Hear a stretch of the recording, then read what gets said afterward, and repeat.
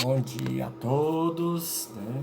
Hoje nós estamos aqui mais uma vez, né, para dar seguimento às nossas aulas virtuais.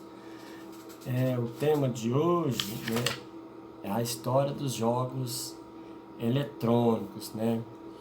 Então a gente vai conhecer, né, desde o início, né, como que foram criados os jogos eletrônicos, a sua evolução em geral.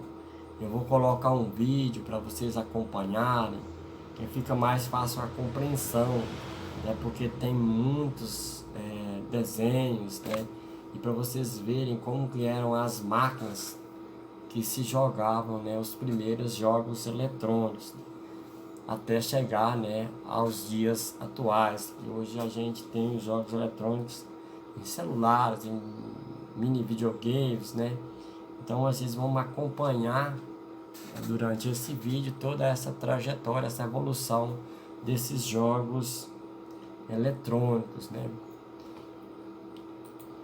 Também queria falar um pouquinho, né, sobre, né, os problemas, né, oriundos da utilização exagerada desses jogos eletrônicos, né? A gente tem observado, né, a diminuição, né, da participação das pessoas em atividades sociais e físicas, né? Alguns problemas visuais e auditivos, né? Também a dificuldade, né, de aprendizagem, a supervalorização da competição, né, o individualismo, né, a falta das atividades coletivas, né? Isso tudo tem impactado, né, nessa prática desses jogos eletrônicos. A gente tem que saber dosar, né, a participação desses jogos, né, dividir o tempo da participação dos jogos com as outras práticas que também, né, são importantes, né, para a melhora da qualidade de vida. Então a gente tem que ficar bastante atento, né?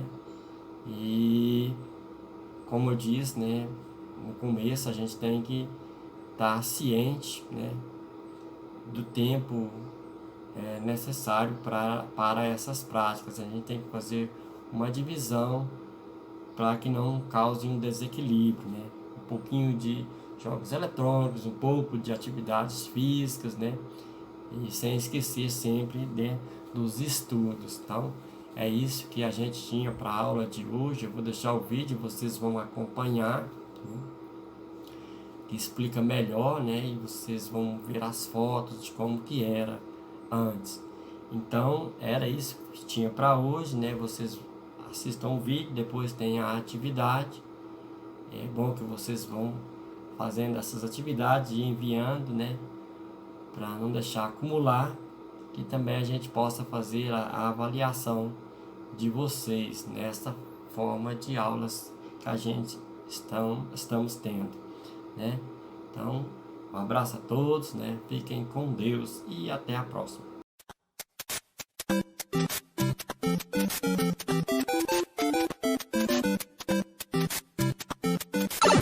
A sociedade está cada vez mais conectada. Novas tecnologias digitais contribuem para o desenvolvimento científico-tecnológico. O planeta passou por transformações significativas. Além de marcar o crescimento das cidades, a tecnologia revolucionou o universo do entretenimento e criou dispositivos capazes de retratar o futuro: os videogames.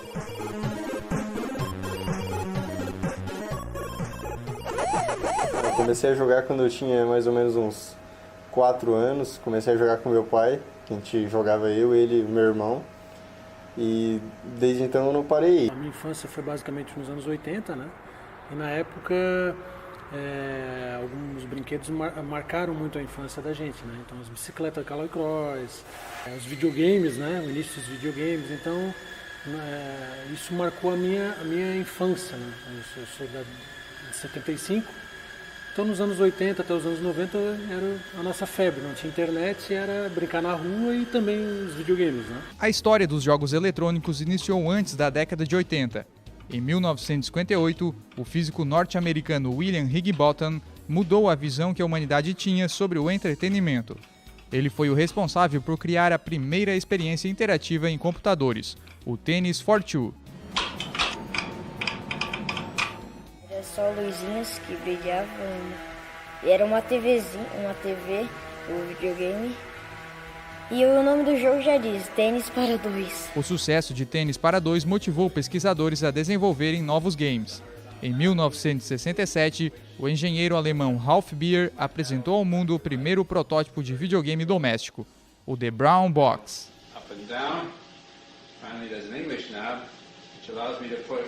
Beer licenciou sua invenção à Magnavox.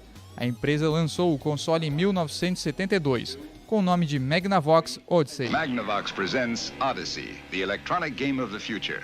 Odyssey easily attaches to any brand TV, black and white or color, to create a closed-circuit electronic playground. Odyssey, a new dimension for your television, now at your Magnavox dealer.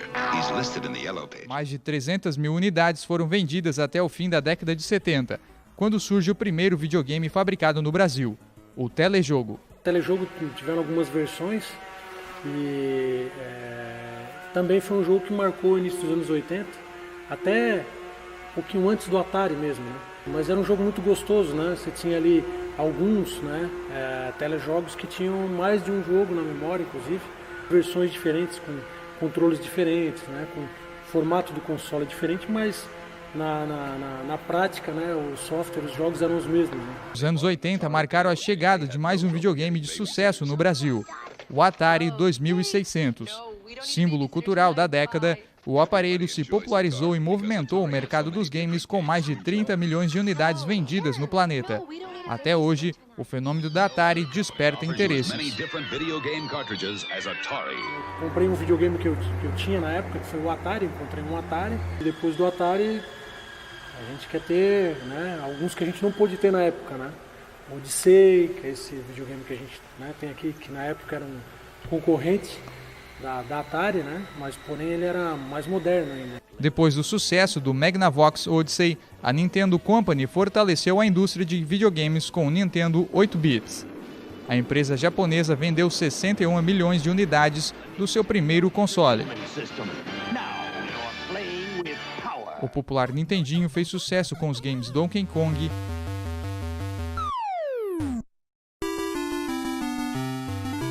Zelda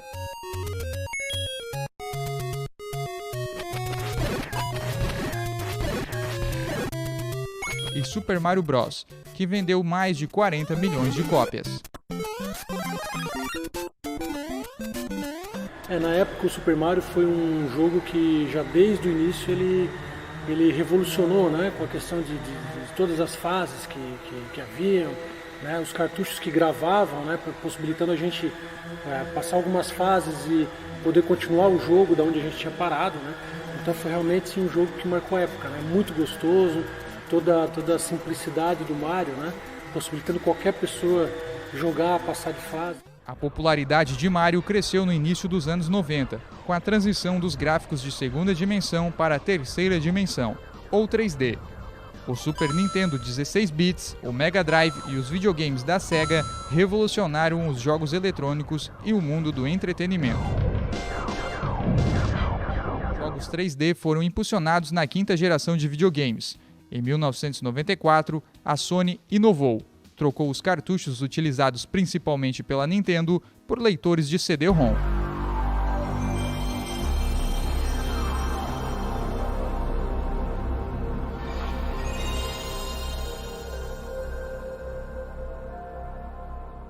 Surgiu o PlayStation.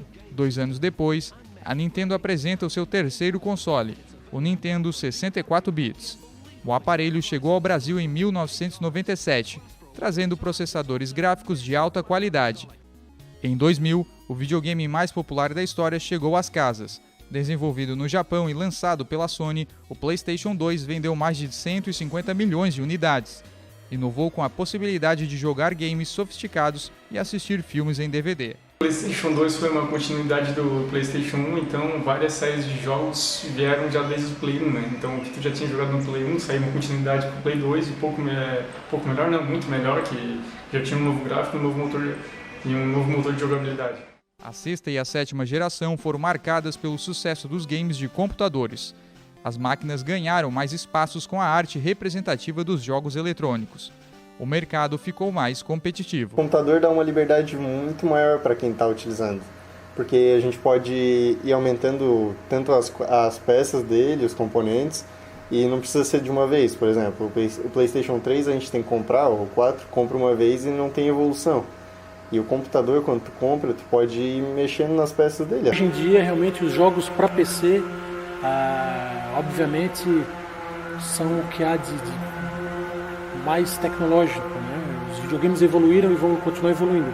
Mas realmente, alguns jogos de PC superam assim, a realidade virtual. Na oitava e atual geração dos videogames, surgiram sucessos como PlayStation 4 e Xbox One.